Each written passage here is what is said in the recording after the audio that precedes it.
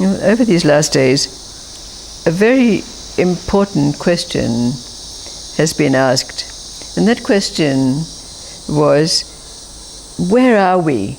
What is this place that lies beyond existence, knowledge and bliss, or Satchitananda?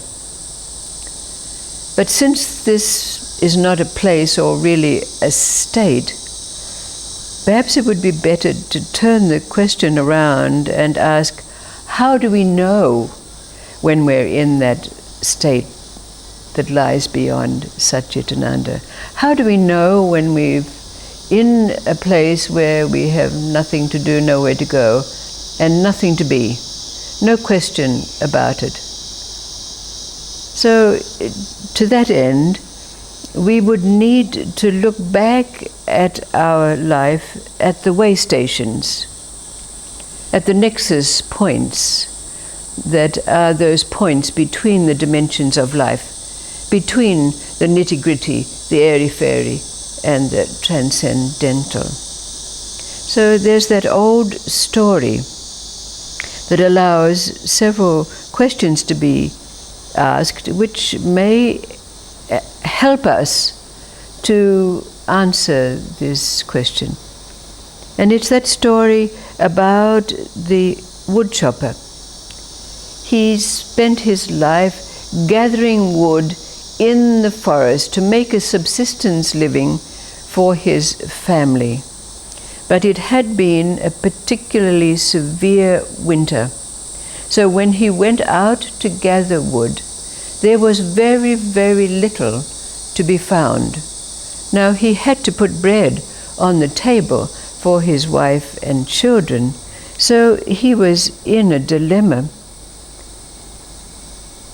He then knew that he had to go further into the forest. There was lean pickings where he'd been. There was nothing to be gathered. So, gathering his fortitude, he went deeper into the forest area. But when he did, he came across a clearing. And in that clearing, sitting under a tree, there was an old hermit, very peaceful and blissful, sitting in cross-legged position, with animals of the forest quietly foraging around him. So the woodchopper went over, as custom demanded, and greeted the old hermit in the usual way.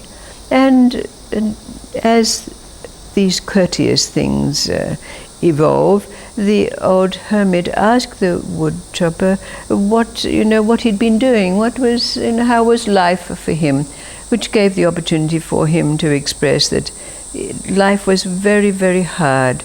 He had little wood to be able to gather to sell, that he could feed his family. So the old hermit looked up at him and he said, young man, why don't you go further? And the young man, the woodchopper, thought about it, but he said, in the deep forest there are wild animals. It's very frightening there. And the hermit said, why don't you go further? So somehow in that exchange, the woodchopper got a little bit of inner strength, and he thought, yes, I will. So he went and he traversed deeper into the forest. And after he'd not gone too far, he found the terrain somewhat different. And as he familiarized himself with the area, he suddenly realized that here was tin. Tin! Now, tin had just been found, so this was a viable thing to sell. So he pinpointed the spot and he started to mine tin. And he had more money than he'd had when he was gathering wood for his family. And so his life became better. So after a little while, he decided that he would go back to the old hermit in the forest and thank him for his guidance. And when he did, and they'd gone through the courtesies, the sage hermit looked up at him and said, "Why don't you go further?" "Oh," said the woodchopper, "but there's, but it's so dense there, and you hear these terrible sounds, the rumblings, and go further." So the woodchopper, now the tin miner, got his fortitude, and he went deeper. And when he went deeper, again he came to a place where the terrain was quite different. And there he saw the distinctive signs of silver. Silver. Oh, silver was a valuable metal. So he was able to mine silver, and his life got even richer. He was able to buy some specialties for his family. He was able to refurbish his house. And again, he decided he'd go back to the old hermit to thank him once again for his guidance.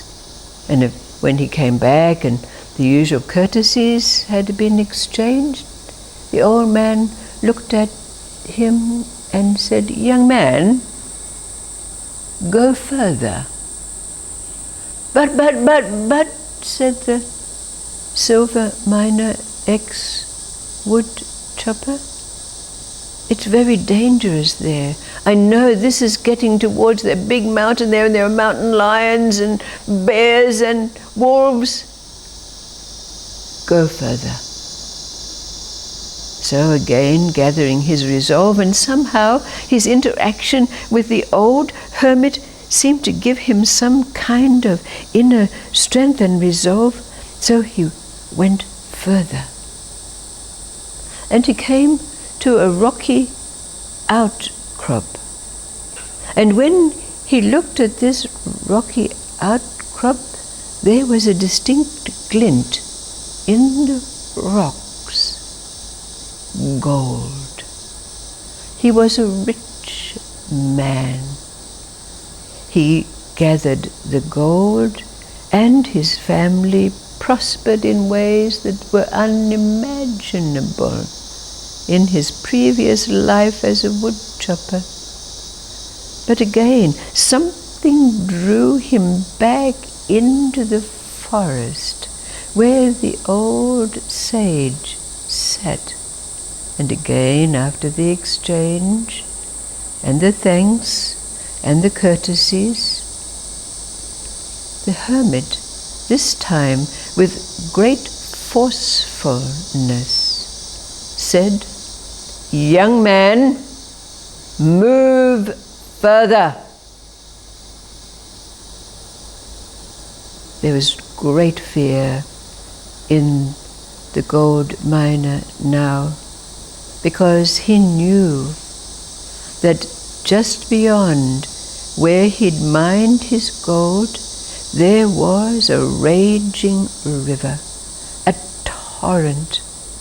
He could hear it in the distance when he was mining his gold. But somehow that interaction with that old hermit gave him an inner strength, so he determined that he would go on. And when he did come to that raging river.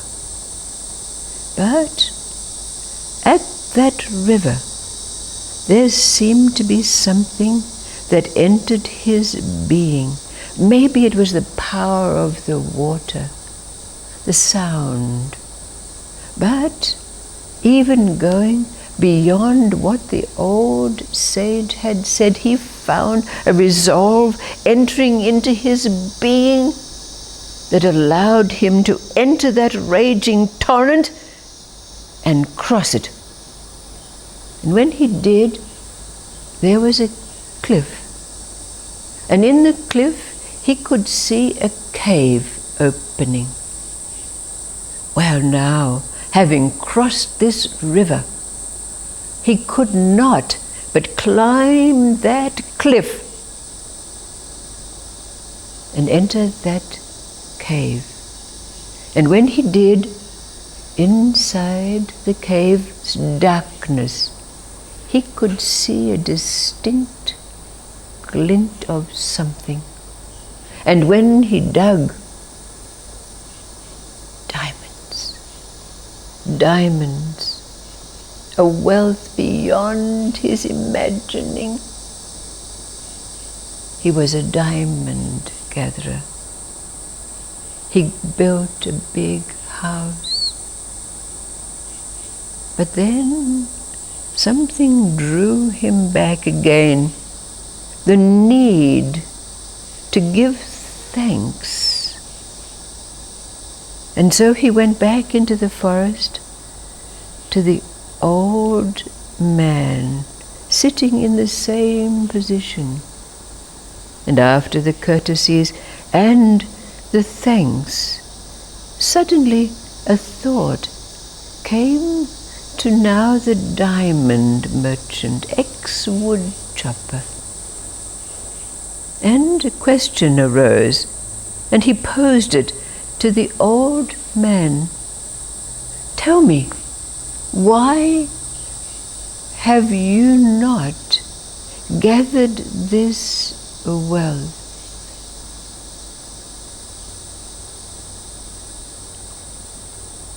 The old hermit answered his question, and the diamond merchant fell on his knees with tears rolling down his cheeks, and he said to the old man, I want what you have.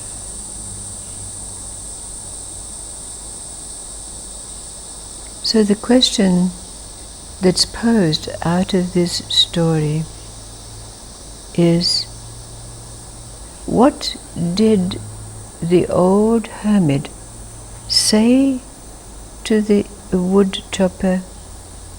And what were those milestones which tin, silver, gold, and diamonds are a metaphor for along our spiritual journey? To answer the question,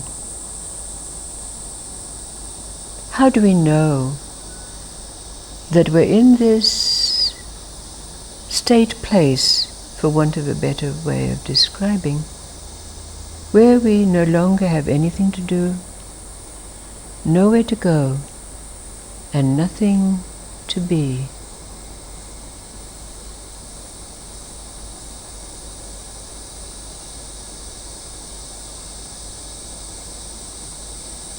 What are these way stations that we've had to pass through? It's inevitable. We cannot go from the basement to the top floor without passing through the levels of existence. It's not possible. What are those way stations depicted in the story as finding the tin, silver, gold, diamonds, crossing that river, finding our own force that took us up the cliff face into the cave?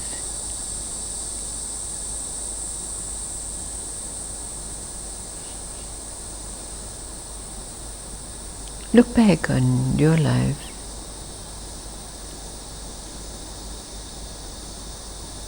Translate the metaphors into the way stations that clearly delineate your movement. And we have the possibility of answering this question.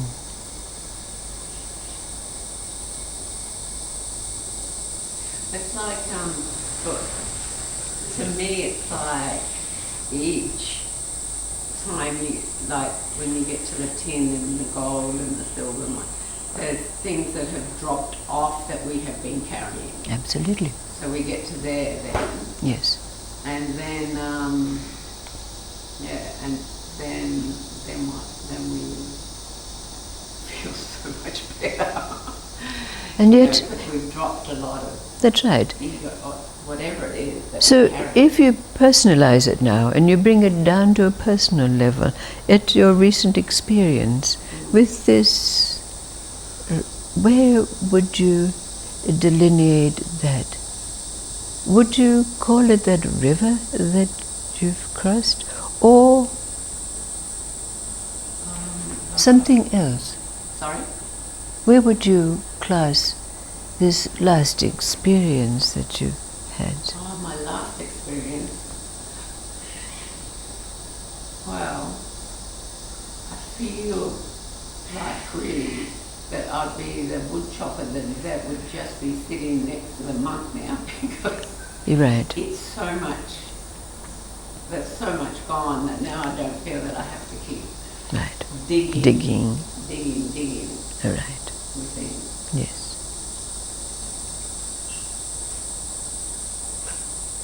So what about this question?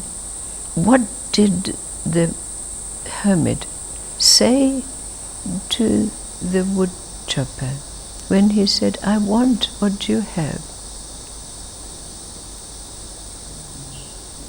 What is it that we have in this place? He doesn't have the need to go through all that. Absolutely right. He has no need. There's not already a treasure already. Yes.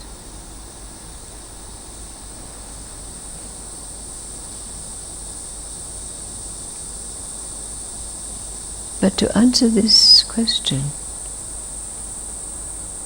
we need to clearly define those points along our path, isn't it? Knowing that they're inexorable. I find it interesting that each time he's called to go beyond, there could be various motivations that he does that responds to that call, but the motivation, for example, greed or selfishness or dissatisfaction or, to name a few. So they could be what motivates him further and further and further. All right. It could have been a story about somebody finding a path to their self-destruction because they're motivated by all those Right. emotions. But each time it's not him, it's not an egoic impulse for him to go beyond. He's being called to go beyond. All right. And he's responding to something very deep between himself and the hermit. Absolutely. Which is that that spiritual process that he's actually in. And each time he goes to the hermit, he's giving thanks. Yes. And his gratitude and respect. So that journey that story could be written in the beginning of a New Age You Could Be Wealthy book. Yes. Couldn't it? Yes, indeed. You can have everything you want. Yes. And why? Because you deserve it, and it's completely egoically based. Yes. But it's not. Yes. So in some ways, it's a parallel path to that. Yes, indeed. Coming from a completely different. It's like being drawn towards it rather than being egoically just Impelled. Yes. Yeah, Yes. yeah. Yes.